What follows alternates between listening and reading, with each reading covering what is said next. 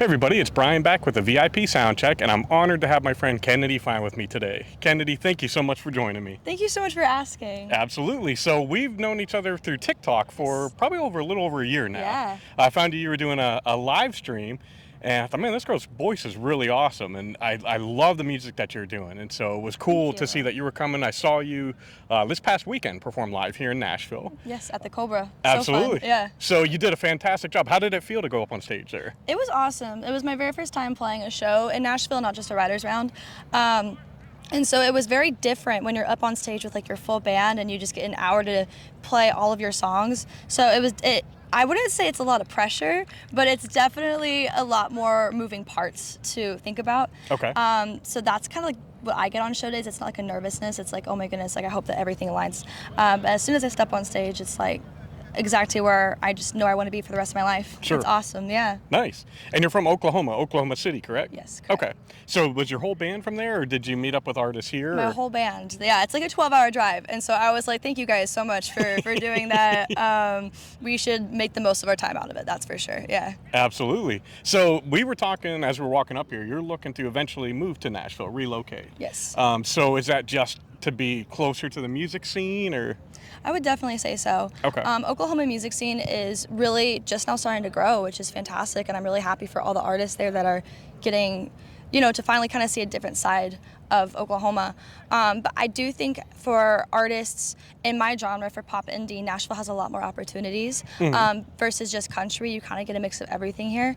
And the way that I've been able to network and meet artists who are so accepting and nice and want to talk with you is amazing. So yeah, absolutely. Is it a little bit more competitive in Oklahoma, or?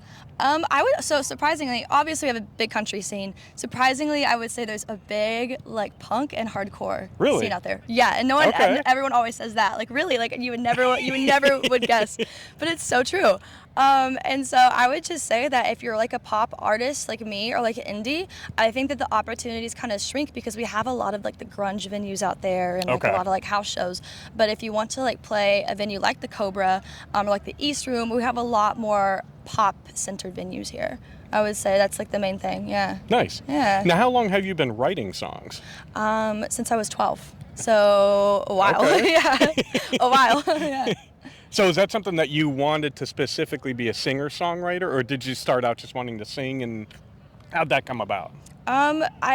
So funnily enough, I did acting for a really long time. That was my first love until I was like probably 17 years old. I thought I was going to do movies.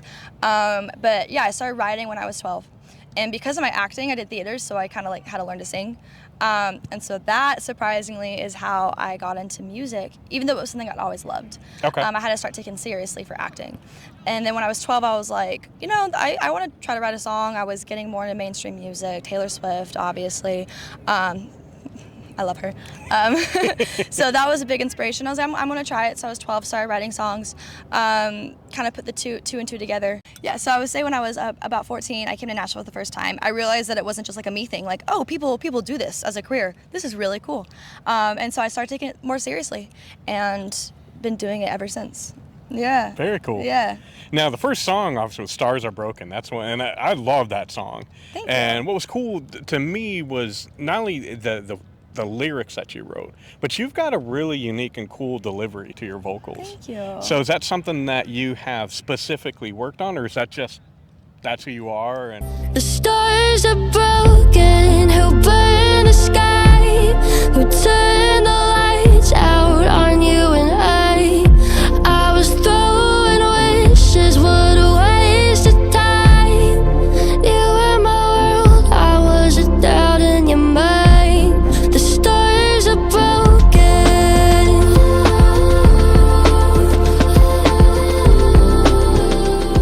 It's kind of something that just happens.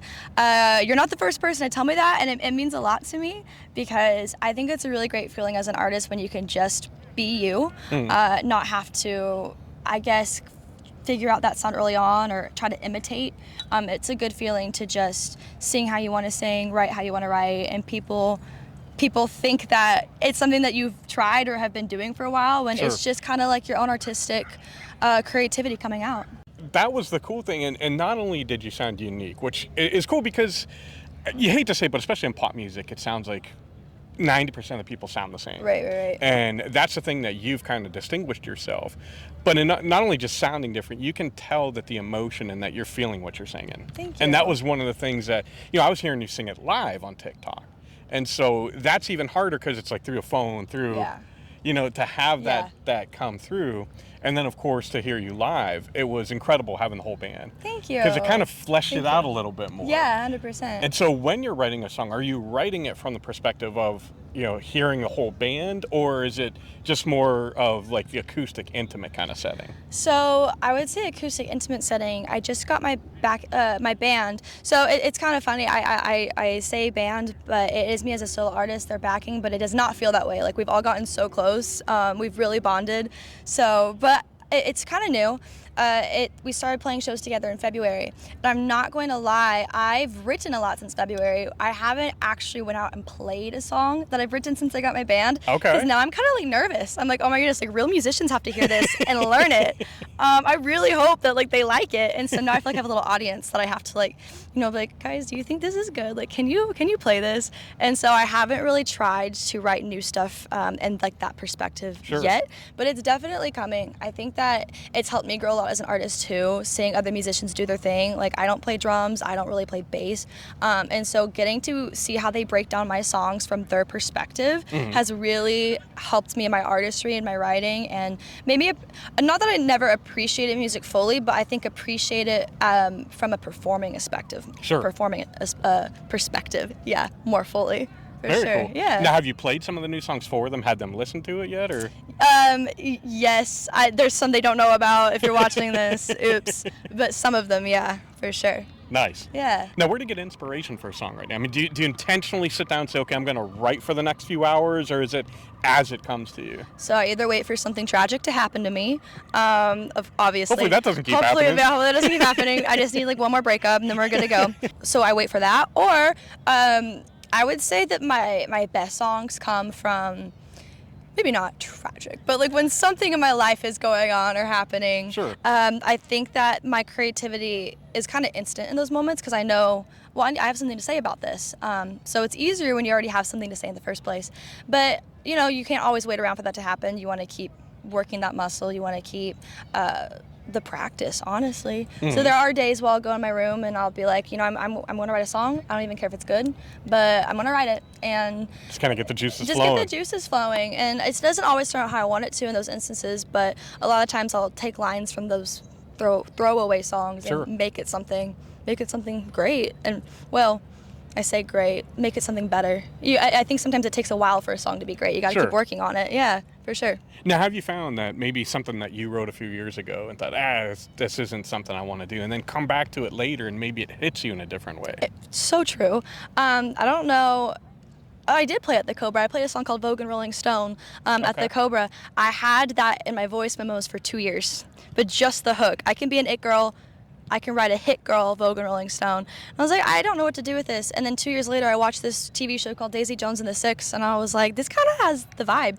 It doesn't have to be about me. I can write like from a character perspective. I can write a song just for fun. And so 2 years later, I watched that show, sat down and wrote that song in like 30 minutes. Crazy. Really? Yeah, crazy how that happens. Nice. Crazy how that happens.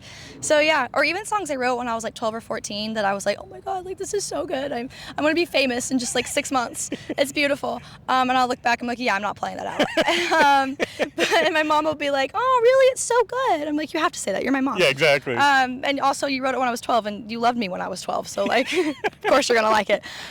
So I'll take those songs, or I'll just, like, rework simple things, like maybe the melody, or just, like, change out some words to make it more relatable for who I am today. Sure. And, like, not even, like, even taking a line, literally just tweaking a few things, and it already sounds more authentic to my style. Yeah. Very cool. For sure. Now, when it comes to, we talked about Taylor Swift, and I'm sure there's other artists that have kind of influenced you from a singer perspective. Yeah. Is there anybody that you look at from a songwriter standpoint that has kind of influenced you? Absolutely.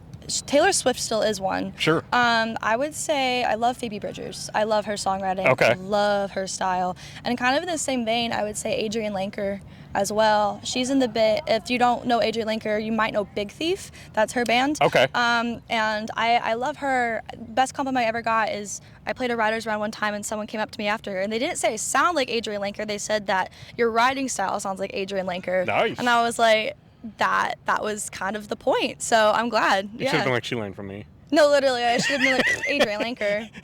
Yeah, I was way before her. Yeah, exactly. Longer you were around, less myself I became. Parts of me died. I was just the whisper of my name. I was your second thought, but I loved you the most. You never saw through me, but I've always been your ghost. So one of the songs that you performed that I heard for the first time there was Ghost. And I thought that was really a cool song. Thank you. And I can't help but hear a little bit of Billie Eilish in that one a little bit. Yes, I love Billie. Yeah. Thank you. I get that one too, especially when I cover her songs at my gigs. People are like, you sound just like her. And I love that. She's been a big inspiration for me too. I think especially because of kind of how she got started was insane. It wasn't through social media or a video going viral. It was literally just through her music and people relating to it. Yeah. So I really love her story. Yeah. Nice. And then another one that you've done, your most recent release was Sabotage. Yeah. So that one you got to kind of show off a little bit of the sassiness, the attitude. Yeah, exactly. I've had a lot of people be like, was that knife in your promo videos real? And I got the joy of saying, yes, it was. It was real. But yeah, that one was different for me. I've never, I guess folk and Rolling Stone, like I said, but I've never written a song from such like a different perspective than I guess who I am as a person. It definitely, not that I'm not sassy, but like I wouldn't say like, I like to sabotage things for fun.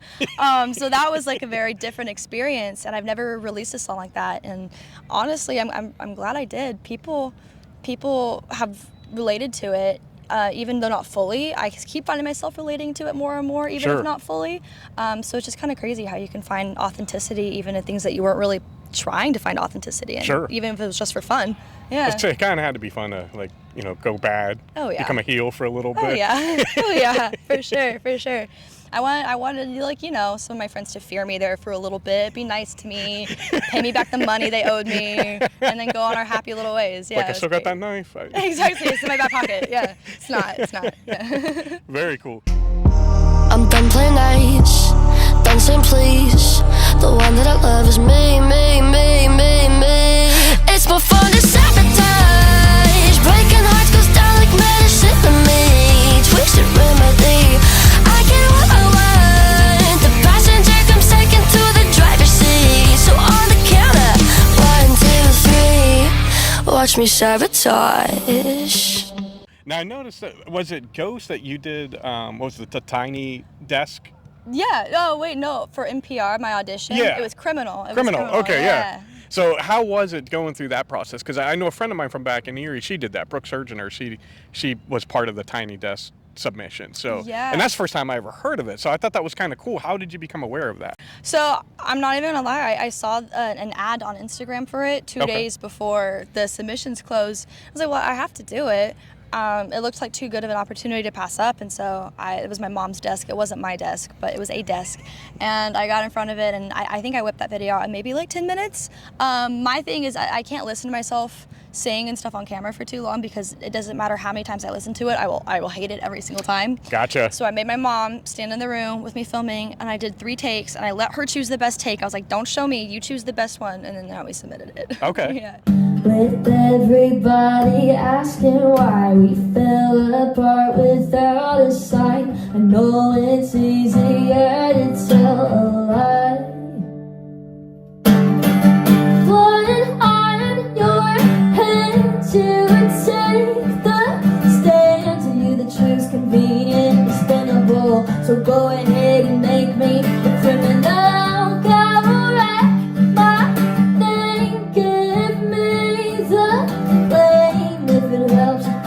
Forgivable.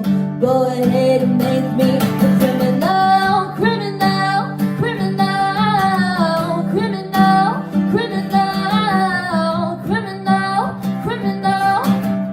So do you find that you're your hardest critic then? Oh, for sure. Especially when I'm like in the studio recording. What was kind of nice about Stars Are Broken and Sabotage is I was more a part of like the instrumentation production. Okay. He just took my vocals, mixed them, put them to the song, and was like, this is what it sounds like. like, what do you want me to add and take away? And I was like, thank God I didn't have to like go through that process, because he would have hated me by the end of it. I will redo something 10 times. Yeah. Gotcha. Yeah, for sure. So how do you know, because you're your own worst critic, how do you know, like, that's it? Do you feel it, or is there something particular that you're listening for? Honestly, no, I would say I feel it. Okay. I feel it. I will rework lines, and then all of a sudden something will pop into my head. I'll be like, that's it. And I feel like if I like it, and I'm so hard on myself, then like it must be something that other people will enjoy too. I will say I do think I'm less hard on myself, surprisingly, in my actual writing, because that's kind of like my safe space for me to be able to like explore my deeper emotions than I am when I'm singing, because that's kind of where more the performer perfectionist comes out in me. Sure. But yeah. Yeah. So far you've released 2 albums. Yes, or singles, yeah. Singles. Yeah. Singles on CD. So for sure. Is it intimidating to put yourself out there? I mean, because not only are you singing, but you're writing these, so you're putting a little bit of yourself out there for the world to see. Yeah. So maybe I should ask, how intimidating is that to kind of like lay yourself bare like that?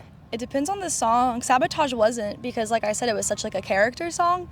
I didn't feel like I was being super raw or vulnerable, but Stars Are Broken was, because I was kind of worried that people would hear it and be like, is this about this person? Is this about this person? And I was like, it's not really about anyone anymore. Like, maybe it was when I first wrote it, but now I'm like so far removed. I'm like, it just kind of feels like a song. Like he's gone. So I was worried about that. Like that was intimidating. And like, you know, I don't really care about coming across as like vulnerable in my music, but sometimes that vulnerability feels so personal and like secret. Sure. And so it's kind of like you're just sharing that for the whole world to see. So I'd say the more personal the song, the more intimidating it is. But at the end of the day, I just want it to be heard. Like that's the dream. And it's less intimidating when I get people who say they relate to it. Okay. Yeah, for sure. Nice. Now I noticed you got the tattoo, and it's the same that you have on Stars Are Broken. I noticed. So tell us a little bit about what that means to you. For sure. So I'm not even gonna lie, I've always really liked the planet Saturn. Okay. And I wanted a tattoo one day, and I woke up and I got it that same day impromptu.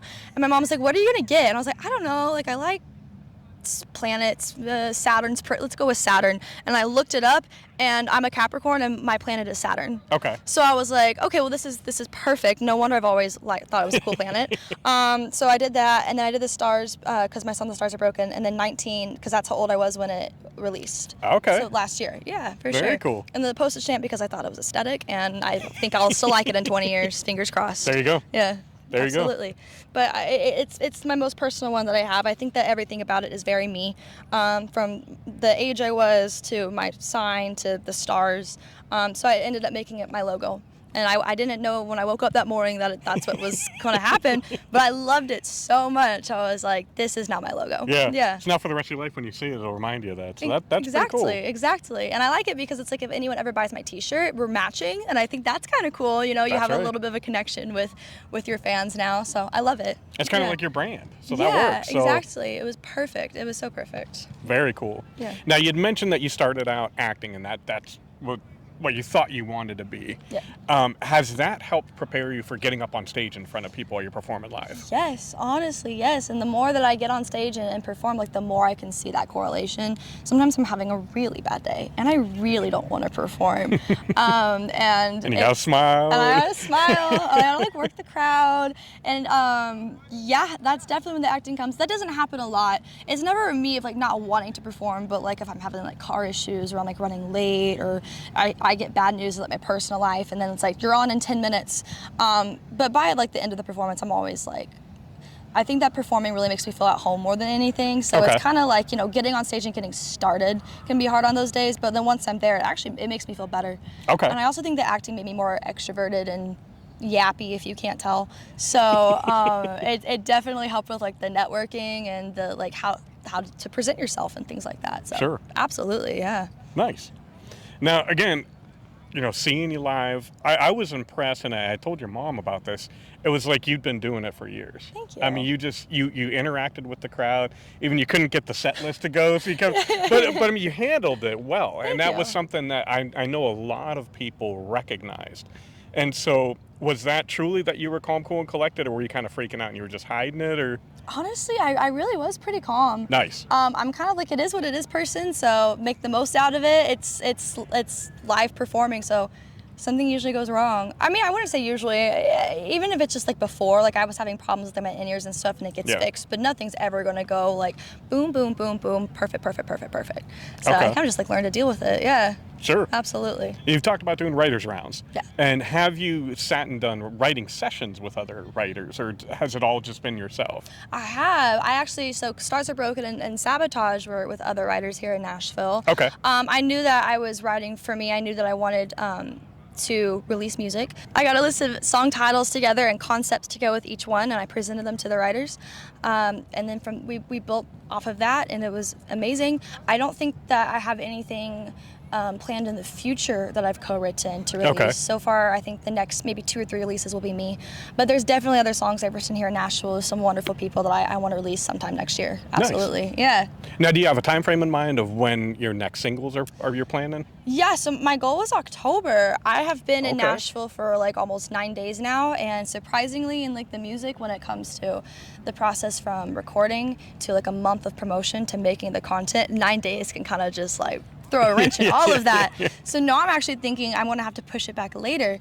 But I would say definitely October, November for my next one. And then after that, we'll see. Depends on how well the first one does. Okay. Yeah. Can you let us know what it is, or are you kind of keeping that? Yes, absolutely. I can let you know what it is. It's called Passenger Seat. It was the one I played at the Cobra where there was no drums. It was just an acoustic song. It was cool. Thank you. I'm so glad you liked it. It's different for me. I'm a pop indie artist, but I actually haven't released any indie music yet. Right. I've only released my pop stuff. And so I'm really, and that's one that's really personal. I think when I tend to write in the indie genre, I get more personal. So I've been holding off a little bit. Yeah, absolutely. But I'm like, I'm ready. Like, this is me. This is my innermost thoughts and feelings. And I think that I think it's relatable because everyone I've shared the song with has said it is. So like it's finally time. Yeah. That makes sense, because indie is kind of a little bit more raw. Yes, you know, sure. Whereas pop, it's still you, but I think you're also kind of trying to get the hook more with pop. Yeah. Whereas with indie, it's just you're telling the story more. Yeah. So it's almost kind of like the catchy melody versus like the lyrics in a way. Sure. Absolutely. Yeah. Now, then that kind of brings me to the next point with writing. Do you focus mostly on the lyrics, or do you try to start with a catch first? What's the process that you go through? Honestly, it's whatever like hits me first. Okay. I think my best songs, it's kind of like we talked about earlier, I'm not trying. It's like something happens and like I have something to say, or just like a random thought will pop into my head. Okay. Whether it's a melody, a lyric, or a hook, and I will take the thing that about it that I like the most and then build it around that. So if I get a melody that I like better than like a lyric, I'll be like, okay, that lyric doesn't really fit. Let's go with the melody. Okay. Yeah. So it kind of depends. Are you planning on putting songs together to release like an EP, or are you just going to focus on single at a time? I'm going to focus on singles for the time being. I think what I might do is I might go, and this is like a possibility as of now, but what I would like to do is go and record 6 to 10 singles, release them, and then by the end, like let's say by the time I had like maybe the first 6 released, I'll have a little EP. Okay. And then I can have them as singles, and then I can re-release them in like a cute little EP package. That's perfect. I want to be able to focus on one at a time as far as the initial release, so that I have time to like effectively market each one. Sure. So yeah, absolutely. Very I'm cool. excited. Yeah. Absolutely. And we'll be sure to let you guys know as the new music is released. I'll share it, and no doubt it's going to be awesome as everything else has been. Thank you. Kenny, this has been incredible. I really appreciate you stopping by and talking with me, and it was fun seeing you perform live. It was cool. Like I said, we kind of know each other for about a year, so it was cool to be like, it's been amazing to actually get to see you. Thank you so much Likewise. for everything. Yeah. Absolutely. And before we go, is there anything else you'd like to say to fans? Oh my goodness. If you've listened to my music, if you streamed it, thank you so much. It means the world. Music truly is my life, and I'm going in at full force. So any kind of support, I don't take for granted. So thank you so much. And thank you. Yeah, Absolutely. Thank you. And I just want to say again, check her out. Her music's incredible. I'll put all the links down below so it's easy for you guys to find her. We'll be sure to share anytime you put anything new out. So again, thank you so much. And I want to thank you guys for spending this time with us. We love you all. God bless, and rock on. Thank you guys.